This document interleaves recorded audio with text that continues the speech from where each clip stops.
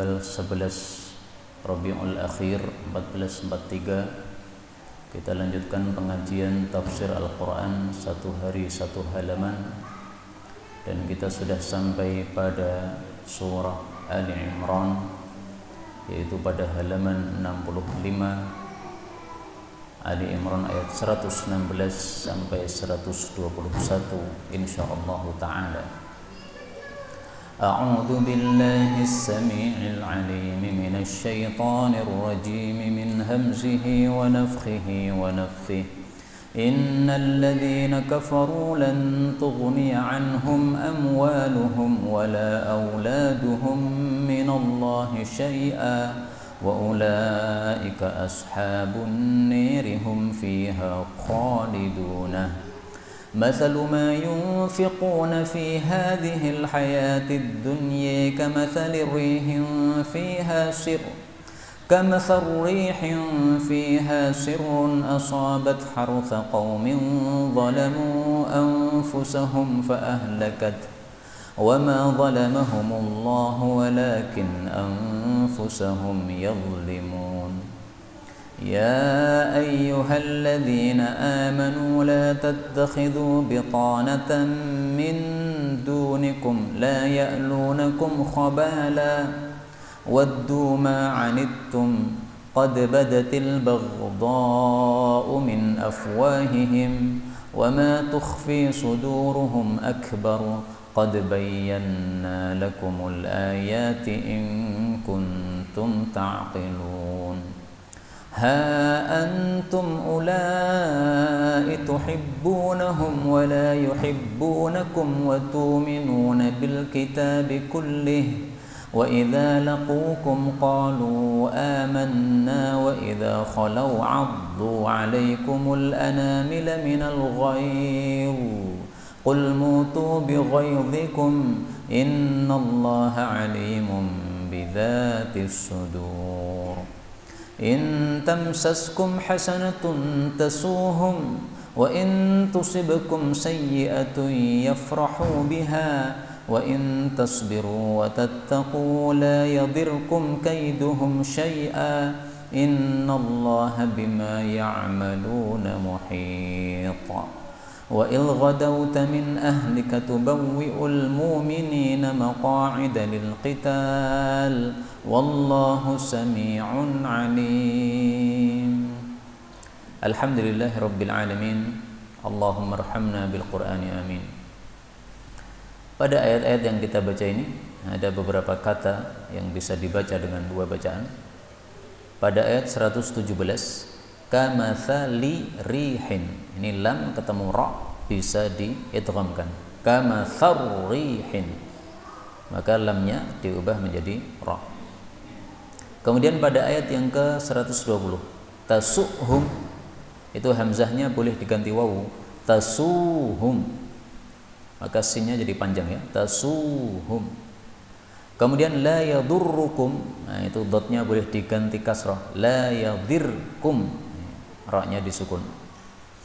Ini semuanya adalah qiraah mutawatirah yang sumbernya dari Sayyidina Rasulullah sallallahu alaihi wasallam.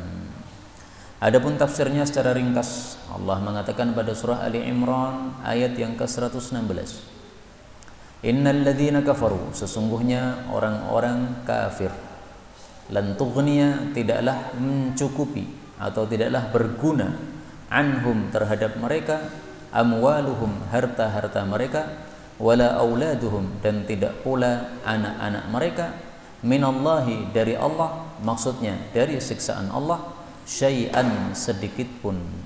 Wa ulaika, dan mereka itu, ashabun niri, penghuni-penghuni neraka, hum, mereka, fiha, di dalam neraka, khalidun, orang-orang yang kekal.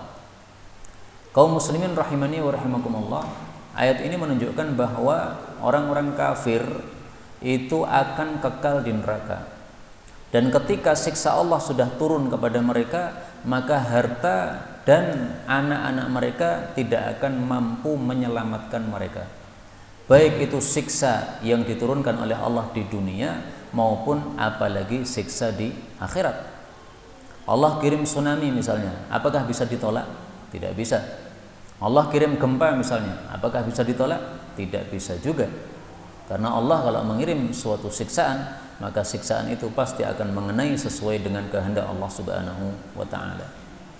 Kaum muslimin, mari kita perhatikan ayat sebelumnya. Ayat-ayat sebelumnya 115 dan sebelum-sebelumnya itu bicara tentang orang-orang beriman. Kemudian ayat ini 116 Allah bicara tentang orang-orang kafir. Nah, ayat seperti ini disebut oleh para ulama dengan istilah ayat yang mathani. Mathani itu setelah bicara surga kemudian bicara neraka. Setelah bicara kebaikan, lalu bicara keburukan. Setelah bicara tentang orang beriman, lalu bicara tentang orang kafir. Ini ayat mathani. Ayat mathani tujuannya apa?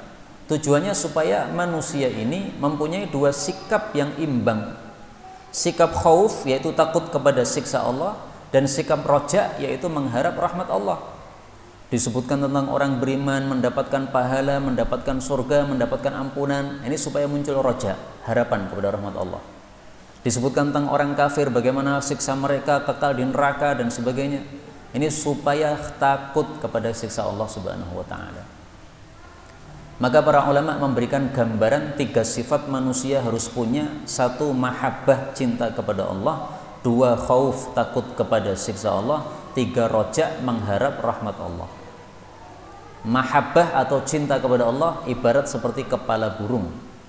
Roja dan khauf, mengharap rahmat Allah dan takut kepada siksa Allah, itu ibarat 2 sayap burung, harus imbang. Kalau tidak imbang, terbangnya tidak akan bagus. Coba 1 burung kita potong 1 sayapnya, bagaimana terbangnya? Gak akan bagus. Kita ambil beberapa faedah dari ayat ini. Faedah yang pertama, hartanya orang-orang kafir tidak akan berguna apabila siksa Allah sudah datang. Ini mengingatkan kepada kita satu sabda Nabi Shallallahu Alaihi Wasallam tentang tidak bergunanya harta nanti di akhirat. Rasulullah bersabda, man mata wa alaihi dinarun au dirham. Barang siapa yang mati masih punya tanggungan hutang berupa dinar atau dirham, qudiya min hasanatih, itu akan dilunasi di akhirat nanti dengan pahala-pahala dia. Laisa thamma dinarun wala dirham. Karena di akhirat sudah tidak ada lagi dinar, tidak ada lagi dirham. Hadis riwayat Ibnu Majah. Maksud hadis ini adalah kalau ada orang punya utang tetapi tidak ada niatan untuk melunasi utangnya. Jadi ini orang jelek memang. Dia ngutang tetapi tidak ada niatan dalam hati, tidak ada itikat baik. Dia pengennya membawa pergi utang tersebut, uang tersebut. Nah, orang seperti inilah yang dibicarakan dalam hadis ini. Nanti di akhirat dia disuruh membayar dengan pahala. Kenapa? Di akhirat sudah tidak ada lagi uang, nggak berguna lagi uang. Lan tughni anhum amwaluhum. Harta sebanyak apapun kita kumpulkan di dunia, nggak ada gunanya di akhirat. Karena kita mati, uang kita tinggalkan, tidak akan kita bawa ke kuburan, tidak akan kita bawa ke alam akhirat. Karena itu kalau kita berhutang, hendaklah ada niatan untuk melunasi supaya tidak terjadi seperti ini. Faedah berikutnya, dalam ayat ini Allah mengatakan ulaika ashabun nar, mereka penghuni neraka. Ketahuilah kata-kata ashabun nar di dalam Al-Quran itu semuanya artinya adalah penghuni neraka kecuali dalam satu tempat, yaitu pada surah Al-Muddathir ayat 31. Di situ kita temukan kata-kata ashabun nar tetapi artinya bukan penghuni neraka. Ashabun nar di situ artinya adalah penjaga-penjaga neraka, yaitu para malaikat. Nanti dilihat ya, surat Al-Muddathir ayat 31. Wa ma ja'alna ashaban nar illa malaikah. Kami menjadikan penjaga-penjaga neraka berupa malaikat-malaikat. Faedah berikutnya, hum fiha khalidun. Orang kafir kekal di neraka. Inilah perbedaan antara orang yang masuk neraka karena kafir dengan orang yang masuk neraka karena dosa. Kalau masuk neraka karena kafir, itu kekal, tidak bakal keluar selama-lamanya, naudzubillah. Tapi kalau orang muslim masuk ke dalam neraka, itu sifatnya hanya sementara, nanti akan keluar juga. Tapi jangan sampai kondisi ini menyebabkan kita jadi bermudah-mudah berbuat maksiat. Zina nggak apa-apa, yang penting muslim. Oh, jangan begitu. Riba nggak apa-apa, yang penting muslim. Oh, jangan begitu, bahaya sekali ini, ya. Dalilnya apa? Bahwa orang muslim masuk neraka tidak kekal. Hadis riwayat Imam Muslim. Rasulullah Shallallahu Alaihi Wasallam bersabda, "Amma ahlun naril ladzina hum ahluha." Adapun penghuni neraka yang betul-betul penghuni neraka, fa innahum la yamutuna fiha wa la yahyaun. Mereka tidak hidup, tidak mati di neraka. Walakin unasun, tapi kita temukan beberapa manusia, asabatuhumun nar bidunubihim. Mereka masuk neraka gara-gara dosa-dosa mereka. Fa amatathum imatatan. Maka neraka itu menyebabkan mereka mati di dalam neraka dengan sebenar-benar mati. Nah, ini bedanya. Kalau orang kafir tidak hidup, tidak mati dan kekal. Kalau orang beriman masuk neraka dimatikan di neraka. Kalau sudah selesai hukumannya diambil oleh Allah Subhanahu wa taala. Itu yang dimaksud apa? Syafaat, yaitu mendapatkan bantuan atau pertolongan dari Allah sehingga dikeluarkan dari api neraka. Kita berdoa kepada Allah, mudah-mudahan semua kita masuk surga tanpa hisab, tanpa azab. Amin ya rabbal alamin. Kemudian ayat 117 Allah mengatakan, "Mathalu perumpamaan ma yunfiquna, apa yang mereka infakkan, mereka orang kafir, fi hadhil hayatid dunya, di dalam kehidupan dunia ini, kama sarrihin, seperti perumpamaan angin, fiha, di dalamnya, sirrun, ada dingin yang dahsyat." Ada juga yang mengartikan sirrun, api, ya boleh. Asabat, yang dia itu mengenai harsa, tanaman qaumin, suatu kaum, zalamu anfusahum, yang mereka itu mendolimi diri-diri mereka, fa ahlakathu, maka angin itu pun membinasakannya. Wa ma zalamahumullahu, dan tidaklah Allah mendolimi mereka, walakin, akan tetapi, anfusahum, kepada diri-diri mereka, yazlimun, mereka berbuat zalim. Maksud ayat ini adalah orang-orang kafir itu, apapun duit yang mereka keluarkan tidak ada nilainya di hadapan Allah Subhanahu wa taala. Ini berbeda jauh dengan orang beriman. Orang beriman sebaliknya, apapun duit dikeluarkan semuanya berpahala. Kecuali kalau kita keluarkan untuk maksiat, jelas tidak ada pahalanya. Tapi kita keluarkan untuk memberi makan kepada istri, ada pahalanya. Kita keluarkan untuk memberi makan anak, ada pahalanya. Kita beli bensin, ada pahalanya. Kita cuci mobil, kita bayar, ada pahalanya. Beli sandal untuk anak kita, ada pahalanya. Semua ada pahalanya, bas. Tapi satu sabda Nabi Shallallahu Alaihi Wasallam perlu saya tampilkan di sini. Rasul Shallallahu Alaihi Wasallam bersabda, illal bunyan, kecuali untuk mau mewah-mewahkan bangunan, maka tidak ada pahalanya. Kullu nafaqatin, setiap nafkah, yunfiquhal abdu, yang dikeluarkan oleh seorang hamba, yu'jaru fiha, maka dia mendapatkan pahala pada nafkah tadi, illal bunyan, kecuali untuk bangunan. Maksudnya untuk memewah-mewahkan bangunan, tidak ada nilai pahalanya. Hadis riwayat Tabarani sahih. Maka hanya satu yang tidak ada pahalanya, memewahkan bangunan. Kalau tidak memewahkan masih ada pahalanya. Sekarang musim hujan, maka karena musim hujan kita perlu untuk membuat kanopi misalnya, supaya tidak terkena motor kita atau mobil kita dengan air hujan. Nah, itu membuat karena perlu, ini ada pahalanya. Kita membuat apa lagi? Pokoknya membuat bangunan kita lebih bagus lagi karena diperlukan. Ini ada pahalanya. Yang nggak ada pahalanya adalah untuk memewah-mewahkan semata-mata. Udah bosan bentuk gini, teteli, ganti lagi, bosan ganti lagi, bosan ganti lagi, terus begitu. Nah, ini tidak ada nilai pahalanya di hadapan Allah Subhanahu wa taala. Kita ambil beberapa faedah dari ayat ini. Faedah yang pertama, Allah memberikan perumpamaan. Orang kafir mengeluarkan harta dalam kehidupan dunia itu seperti tanaman terkena angin, yang angin itu mengandung dingin yang dahsyat atau mengandung api, akhirnya tanaman itu habis ludes, tidak tersisa. Maksudnya perumpamaan ini apa? Orang kafir keluarkan berapapun harta untuk kebaikan apapun, maka nanti di akhirat nol, tidak ada pahalanya, sebagaimana tanaman yang sudah habis gara-gara terbakar oleh api yang dibawa oleh angin ini.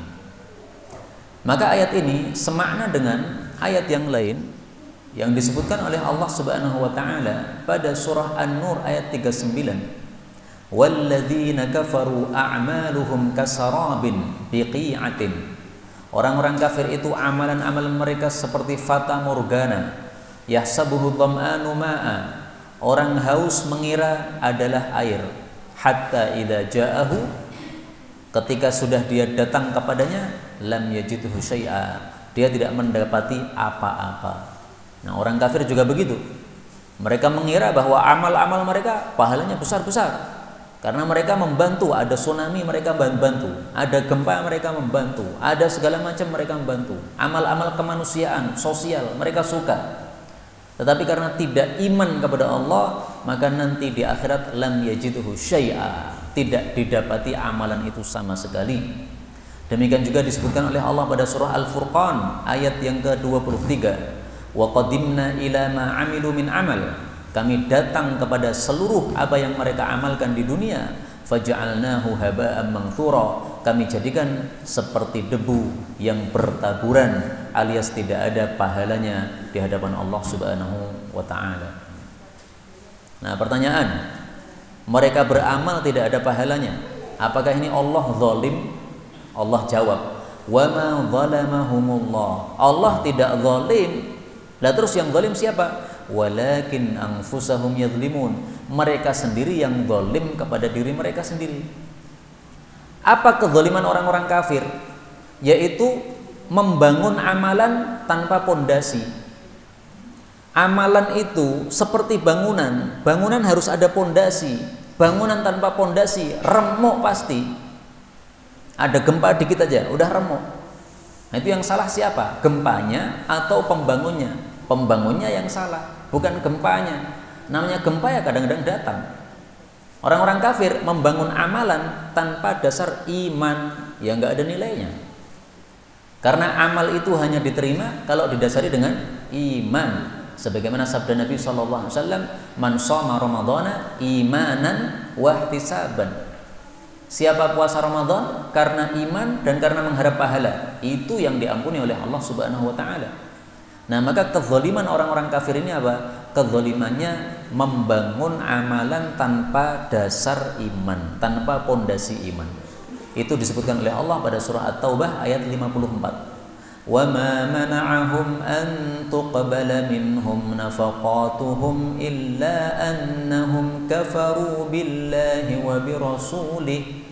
Tidaklah menghalangi mereka untuk diterima nafkah-nafkah yang mereka keluarkan kecuali gara-gara mereka kafir kepada Allah dan kepada Rasulullah sallallahu alaihi wasallam.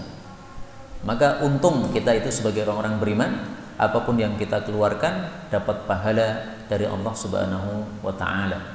Karena itu janganlah kita berpelit-pelit di dalam mengeluarkan nafkah untuk keperluan-keperluan yang kita perlukan, karena ada nilai pahalanya di hadapan Allah Subhanahu wa taala.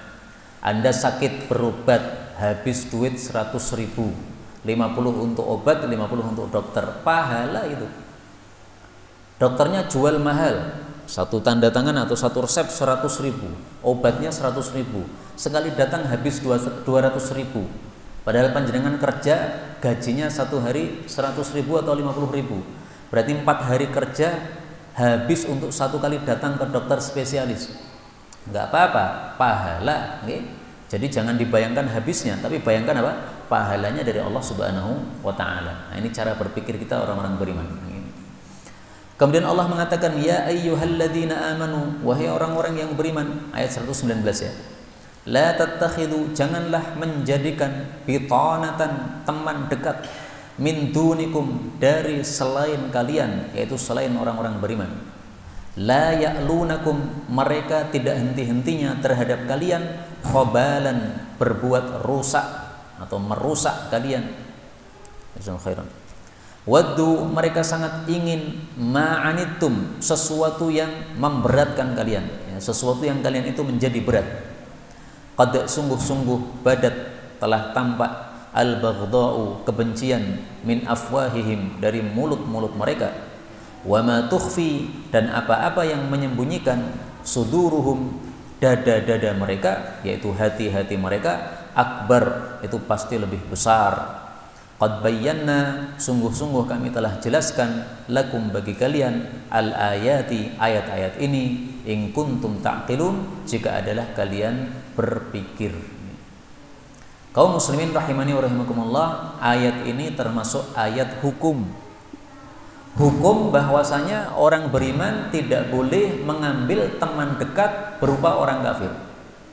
Karena itu Al-Imam Ibnu Katsir mengatakan dalam kitab tafsirnya, fala yajuzu isti'malu ahli dhimmah fil kitabah.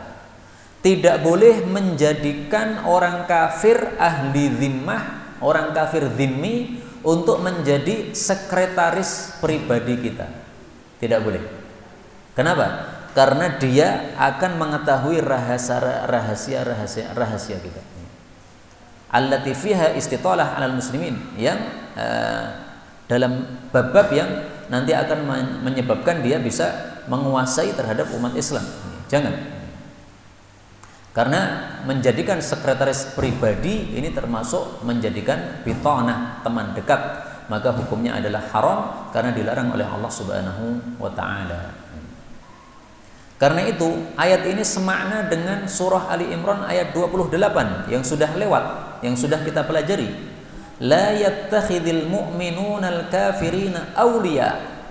Janganlah orang mukmin menjadikan orang kafir sebagai wali-wali min dunil mu'minin, selain dari orang-orang beriman. Pembahasan wali sudah pernah kita bahas dulu, ya, bahwa wali itu mencakup dua makna. Orang yang dicintai dan pemimpin. Kalau wali diartikan orang yang dicintai, itu karena aulia diambil dari kata-kata wala. Wala itu artinya kecintaan. Kalau wali diartikan pemimpin, karena aulia itu diambil dari kata-kata wilayah yang artinya kepemimpinan. Berarti mengandung dua makna.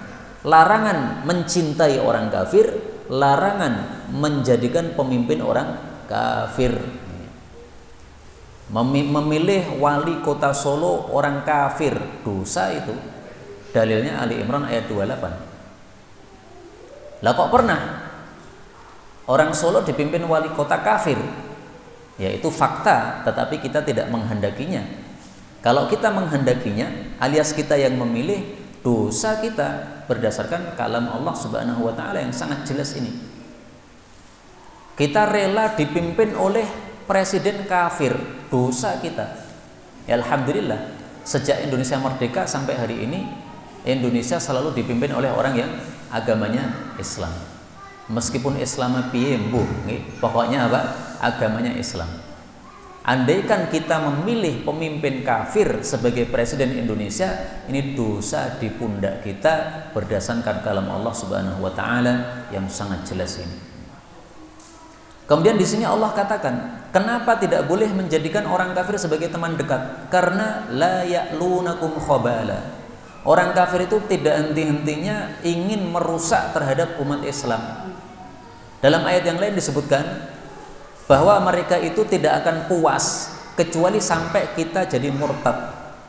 Walan tardha 'ankal yahud walan nasara hatta tattabi'a millatahum. Kalau kita sudah ikuti agama mereka, mereka baru puas. Maka orang kafir itu waddu ma'anittum, sangat senang kalau orang beriman itu kesusahan. Orang beriman masuk penjara, senang mereka. Orang beriman kalah dalam perang, senang mereka. Orang beriman mengalami musibah, senang mereka. Qad badatil baghdha'u min afwahihim. Mulut-mulut mereka kalau mengucapkan sesuatu itu sudah tampak jelas mereka benci terhadap umat Islam. Nah, kata Allah, yang disembunyikan hati lebih ngeri itu. Artinya kalau mulutnya saja ngomongnya kasar, hatinya lebih dahsyat lagi. Karena itulah para ulama mengatakan apa? Al-lisanu tarjumanul qalbi. Lidah itu terjemahan untuk hati.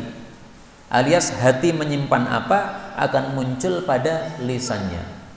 Allah sebutkan pada surah Muhammad ayat 30, wala ta'rifannahum fi lahnil qaul. Engkau akan mengenali mereka-mereka itu pada ucapan-ucapan mereka. Jadi dari ucapannya saja sudah diketahui. Dari sikapnya juga sudah diketahui. Kalau ada tauhid disampaikan, telinganya panas nih, sehingga sikapnya akan berkomentar yang pedas. Kalau disampaikan kebenaran dari Al-Quran, dari hadis Nabi SAW, telinganya akan panas. Akhirnya akan apa? Mengomentari dengan komentar yang pedas. Nah, itu orang-orang kafir atau orang-orang munafik seperti itu. Allah sudah jelaskan ayat-ayat kepada kita supaya kita paham. Kita lanjutkan ayat 119. Allah mengatakan, ha antum, kalian itu, ulai itu, ya. Ha antum, kalian, ulai itu, tuhibbunahum, mencintai mereka, wala yuhibbunakum, padahal mereka tidak mencintai kalian. Wa tu'minuna, dan kalian itu beriman bil kitabi kulli, dengan kitab-kitab semuanya. Wa idza laqukum, dan apabila mereka berjumpa kepada kalian, qalu, mereka mengatakan amanna, kami beriman. Wa idza khalau, dan apabila mereka bersendiri, yaitu bersendiri dengan kelompok mereka, abdu, mereka menggigit, alaikum, terhadap kalian, al-anamil, ujung-ujung jari mereka. Kenapa? Minal ghair, dari sebab dongkol hati mereka. Allah katakan, qul, katakanlah, mutu, matilah kalian, bi ghaidzikum, dengan kedongkolan kalian. Innallaha, sesungguhnya Allah, alimun, maha mengetahui, bidzatis sudur, dengan isi dada atau isi hati. Ini teguran dari Allah kepada kita umat Islam apabila kita mencintai orang-orang yang sebenarnya kafir tetapi menampakkan Islam, orang munafik. Tuhibbunahum, kalian mencintai mereka. Kenapa? Mereka menampakkan Islam padahal hati mereka kafir. Inilah orang munafik. Orang munafik kalau ketemu orang beriman, qalu amanna, mengatakan kami beriman. Tapi ini hanya ucapan lisan saja. Hati mereka sama sekali tidak beriman. Dengan bukti kalau mereka sudah tidak kumpul bersama orang beriman, mereka menggigit jari gara-gara dongkol terhadap kenikmatan yang diberikan oleh Allah kepada orang beriman. Mereka dongkol kalau Islam ini jaya. Mereka dongkol kalau ulama ini dihormati. Mereka dongkol kalau ajaran Islam diterapkan. Nah, maka inilah sifat-sifatnya orang-orang munafik yang mereka menampakkan keislaman. Tidak boleh kita cinta kepada mereka. Kenapa? Wala yuhibbunakum, karena mereka saja tidak cinta kepada kita. Kenapa kita cinta kepada mereka? Sungguh aneh kalau kita itu mencintai seseorang yang membenci kita. Anda seorang laki-laki mencintai seorang wanita, ingin menikahinya. Dia tidak mau karena tidak suka kepada Anda. Oh udah, nggak usah dikejar. Ngapain dikejar? Orang dia saja nggak mau kok. Sungguh aneh kalau orang mencintai seseorang yang dicintainya saja benci sama dia. Andaikan terjadi pernikahan, nanti nggak akan awet itu. Kenapa? Karena menikahnya terpaksa, sehingga kebencian terus, setiap hari kebencian. Tapi kalau orang yang kita nikahi adalah orang yang senang kepada kita, saling senang. Tetapi tidak ada pacaran sebelumnya, jadi sama-sama orang baik, orang soleh menikahi orang yang solehah, sama-sama senang dengan kesolehan yang dilakukan oleh masing-masingnya. Nah, insya Allah ini akan baik pernikahannya. Nah, demikian juga di sini, sungguh aneh mencintai orang-orang munafik yang mereka benci kepada kita. Wa tu'minuna bil kitabi kullih, kalian beriman kepada seluruh kitab yang diturunkan oleh Allah. Kitab Zabur, kitab Taurat, kitab Injil, kitab Quran. Semua kitab ini kita percayai bahwa itu turunnya dari Allah Subhanahu wa taala. Sementara mereka, orang-orang munafik dari kalangan ahli kitab Yahudi tapi munafik, atau Nasrani tapi munafik. Nah, maka mereka hanya beriman kepada kitab yang diturunkan oleh Allah kepada mereka. Kalau Nasrani ya iman hanya pada Injil saja. Yahudi mereka kitab Taurat mereka buang, Quran apalagi mereka buang. Yahudi juga begitu, mereka hanya beriman pada kitab Taurat saja. Injilnya mereka buang, apalagi Quran mereka buang. Nah, maka memang orang-orang munafik zaman dulu itu ada yang masuk ke tubuh umat Islam, sumber mereka asalnya adalah orang-orang Yahudi. Ada juga munafik masuk Islam pura-pura mereka asalnya adalah orang musyrik penyembah berhala. Ada juga orang munafik pura-pura masuk Islam tapi asalnya adalah beragama Nasrani. Pura-pura saja semuanya itu. Nah, kita oleh Allah dilarang untuk mencintai mereka-mereka yang seperti itu. Kemudian Allah mengatakan di sini, matilah kalian dengan kedongkolan kalian. Maksudnya gimana? Maksudnya Allah jamin Islam ini akan tetap dijayakan oleh Allah. Sampai mereka mati, mereka masih dongkol terus. Dongkolnya kenapa? Karena melihat Islam dijayakan oleh Allah Subhanahu wa ta'ala. Maka ayat ini semakna dengan surat As-Saff ayat 8. Allah mengatakan, wallahu mutimmun nurahu walau karihal kafirun, atau wallahu mutimmu nurihi, ya, dua bacaan ya. Dan Allah itu akan menyempurnakan sinarnya, yaitu Islam ini akan disempurnakan oleh Allah meskipun orang-orang kafir benci terhadap hal itu. Nah, itu makna dari mutu bi ghaidzikum. Silahkan kalian dongkol sampai mati tetap dongkol. Kenapa? Karena Islam pasti menang. Sekarang Islam agak mundur, kalah. Tapi kalau kita percaya dengan janji dari Allah, pasti Islam akan dimenangkan oleh Allah Subhanahu wa ta'ala. Suatu saat nanti Nabi Isa akan turun, suatu saat nanti akan dipimpin oleh Imam Mahdi. Pada waktu itulah orang-orang kafir semuanya di bawah ketiak umat Islam. Sekarang memang kita tertindas, umat Islam tidak bisa menerapkan syariat Islam sesuai dengan kehendak Allah. Kenapa? Karena kita tertindas oleh orang-orang kafir. Meskipun tertindasnya tidak tampak seperti adanya peperangan dan sebagainya, tapi faktanya inilah yang terjadi di lapangan. Kita umat Islam, andaikan kita menegakkan hukuman had, kisos, rajam dan sebagainya, nanti pasti negara-negara seluruh dunia akan memerangi kita. Sebagaimana mereka, orang-orang Amerika memerangi Afghanistan, orang-orang Amerika memerangi Irak dan sebagainya. Nah, itu kenapa? Karena tampak Islam muncul pada negara mereka, akhirnya diperangi oleh orang-orang kafir tersebut. Kita lanjutkan ayat 120. Allah mengatakan, in tamsaskum, apabila mengenai kalian hasanatun, suatu kebaikan, tasuhum, menyusahkan mereka, wa in tusibkum, dan apabila menimpa kalian sayyi'atun, keburukan, yafrahu biha, mereka gembira dengan sebabnya, wa in tasbiru, jika kalian sabar, wa tattaqu, dan takwa, la yadirkum, tidak akan madarat terhadap kalian, kaiduhum, tipu daya mereka, syai'an, sedikit pun. Innallaha, sesungguhnya Allah, bima ya'maluna, dengan apapun yang mereka amalkan, muhitun, meliputi, yaitu mengetahui. Ini masih bicara tentang sifatnya orang-orang kafir, demikian juga orang-orang munafik.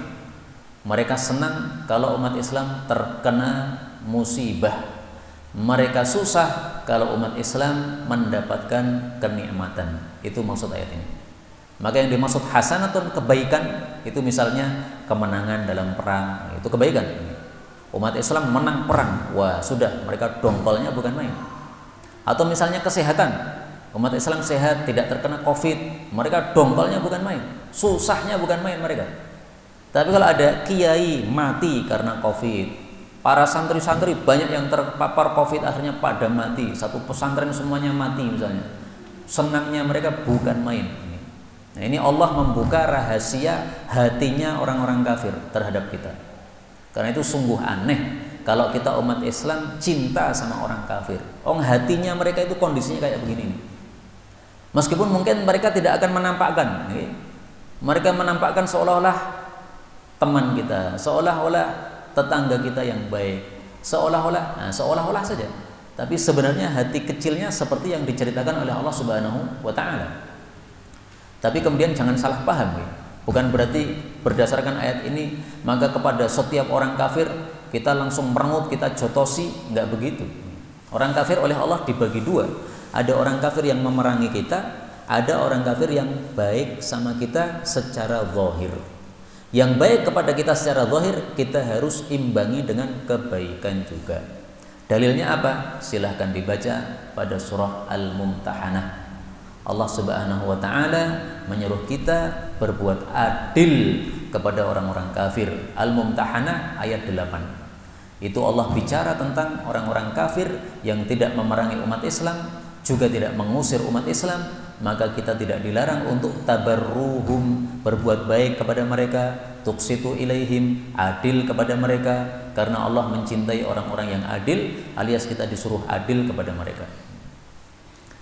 Terakhir, Allah mengatakan, wa'il, dan ingatlah ketika ghadauta, engkau berpagi-pagi, min ahlika, dari keluargamu, tubawwi'u, engkau menyiapkan atau menempatkan, al-mu'minina, orang-orang beriman, maqa'ida, pada beberapa posisi atau pada beberapa tempat, lil qital, untuk perang, maksudnya perang Uhud.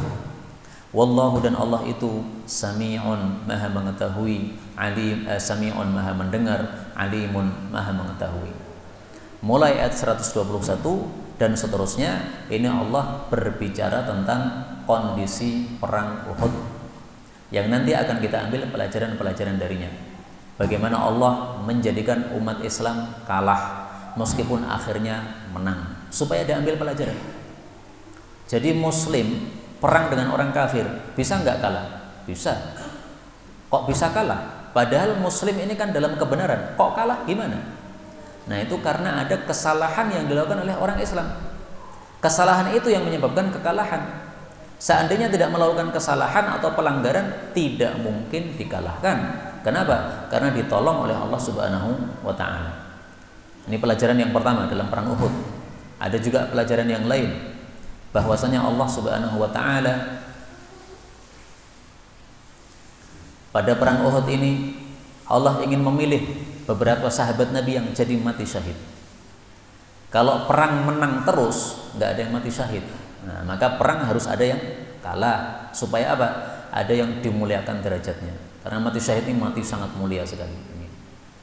Kemudian juga pelajaran berikutnya, supaya jelas siapa yang Muslim, siapa yang kafir.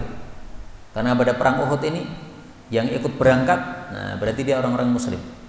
Adapun yang tidak berani berangkat, nah itu berarti orang-orang munafik.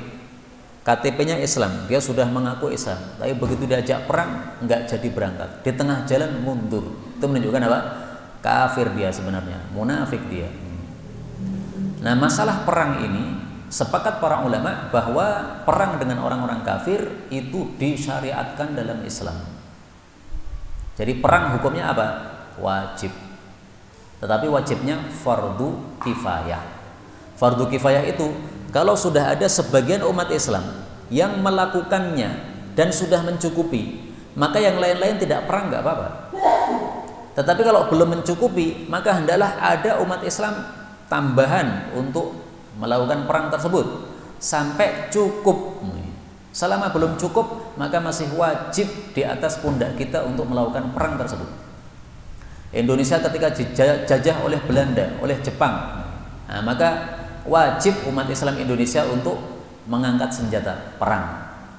Kalau umat Islam Indonesia sudah mencukupi, berarti umat Islam di negara-negara lain tidak membantu, nggak ada masalah, sudah tercukupi. Tapi seandainya umat Islam di Indonesia tidak mencukupi, mereka kalah dari sisi jumlah, kalah dari sisi tenaga, kalah dari sisi senjata, wajib memerangi orang-orang Belanda dan Jepang yang kafir ini. Kewajibannya berlaku pada negara-negara sebelahnya, Malaysia, Brunei Darussalam, dan sebagainya. Kalau negara-negara itu sudah membantu dan belum cukup, maka kewajiban ini merembet ke negara sebelah-sebelahnya sampai ke seluruh dunia. Nah, itu makna apa? Fardu kifayah. Kalau sudah dilakukan oleh sebagian cukup, maka sudah cukup, yang lain tidak wajib untuk perang. Dalilnya dalam surat yang tadi saya baca pada salat maghrib. Allah Subhanahu wa ta'ala mengatakan pada surah At-Taubah, "Wa ma kana al-mu'minuna liyaghfiru kaffah." Tidak sepantasnya seluruh orang beriman berangkat perang. Falaula nafaru min kulli firqatin minhum ta'ifatul liyatafaqahu fid din. Harus ada satu taifah, satu kelompok yang bersungguh-sungguh mempelajari agama. Karena apa? Islam dibangun di atas dua pondasi. Pondasi kekuatan fisik dan pondasi kekuatan ilmu. Sering disebut oleh para ulama bil banani wassinani, bil bayani wassinani. Bayan itu adalah ilmu, sinan itu adalah senjata. Maka ada mujahidin, ada para ulama. Kalau umat Islam ini hanya ada ulama, tidak ada mujahidin, pasti kalah. Hanya ada mujahid, nggak ada para ulama, kalah juga. Karena jihadnya pasti ngawur nanti. Jihadnya tidak sesuai dengan ilmu yang sesungguhnya. Ngebom di Indonesia, ini ngawur kayak begini. Kalau mau ngebom jangan di Indonesia. Indonesia bukan tempat untuk meledakkan bom, ya. Bom Bali maupun yang mana-mana lah.